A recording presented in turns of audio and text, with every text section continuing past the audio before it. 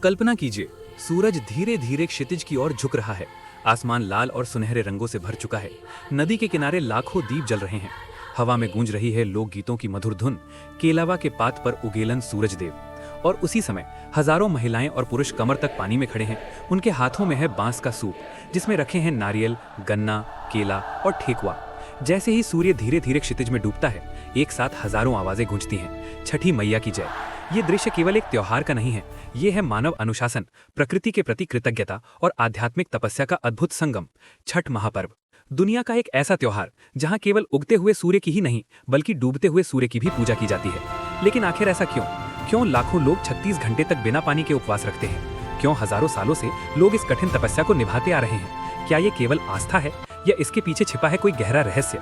आज की इस डॉक्यूमेंट्री में हम जानेंगे छठ पूजा का इतिहास, रहस्य और वैज्ञानिक महत्व। छठ पूजा केवल एक धार्मिक अनुष्ठान नहीं है, ये मानव सभ्यता की एक जीवंत परंपरा है। ये एक ऐसा पर्व है जो मनुष्य को प्रकृति के प्रति कृतज्ञ होना सिखाता है। ये हमें याद दिलाता है कि पृथ्वी पर जीवन का सबसे बड़ा स्रोत है सूर्य। सूर्य के बिना न प्रकाश होगा, न ऊर्जा, न अन्न, न जीवन। इसीलिए प्राचीन भारतीय संस्कृति में सूर्य को केवल तारा नहीं माना गया, उसे कहा गया देवता। छठ पूजा इसी सूर्य उपासना की परंपरा का सबसे सुंदर और अनुशासित रूप है। छठ शब्द संस्कृत के शब्द षष्ठी से आया है, जिसका अर्थ है छठा दिन। हिंदू पंचांग के अनुसार ये पर्व मनाया जाता है कार्तिक मास के शुक्ल पक्ष की षष्ठी तिथि को, जो दीपावली के ठीक 6 दिन बाद आती है।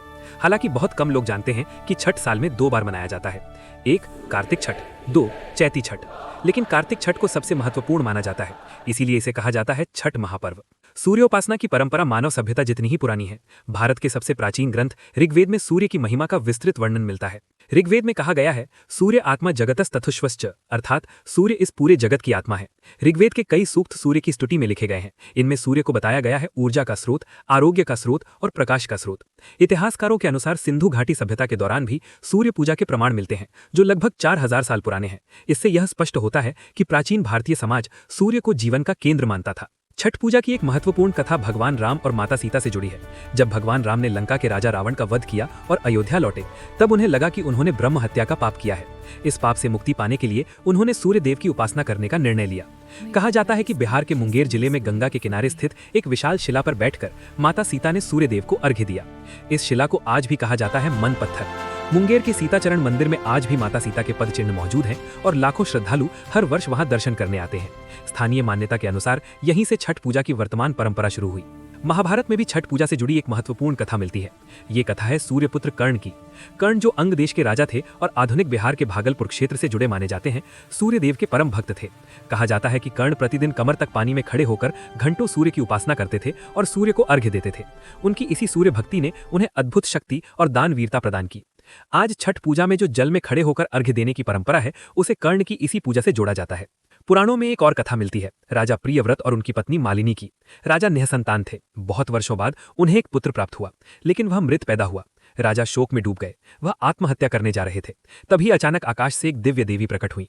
उन्होंने कहा, मैं हूं षष्ठी देवी, प्रकृति का छठा अंश। यदि तुम मेरी पूजा करोगे तो तुम्हें संतान सुख मिलेगा। राजा ने श्रद्धा से पूजा की और उन्हें जीवित पुत्र प्राप्त हुआ। तभी से छठी मैया की पूजा शुरू हुई। छठ पूजा का व्रत 4 दिनों तक चलता है और इसे हिंदू धर्म के सबसे कठिन व्रतों में से एक माना जाता है। पहले दिन व्रती पवित्र नदी में स्नान करते हैं और सात्विक भोजन करते हैं। इस भोजन में शामिल होता है अरवा चावल, चना दाल और कद्दू की सब्जी।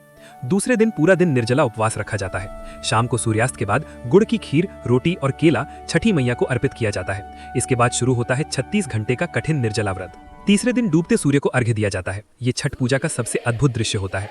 घाटों पर हजारों दीप जलते हैं, लोक गीत गूंजते हैं और लाखों लोग एक साथ सूर्य को प्रणाम करते हैं।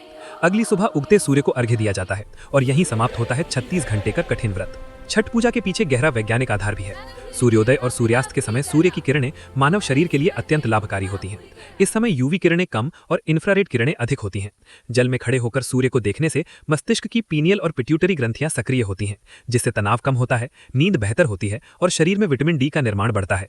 36 घंटे का निर्जला उपवास शरीर में एक प्रक्रिया शुरू करता है, ऑटोफैगी। इस प्रक्रिया में शरीर खराब कोशिकाओं को नष्ट करता है और नई कोशिकाएं बनाता है, यानी ये शरीर का प्राकृतिक डिटॉक्स सिस्टम है।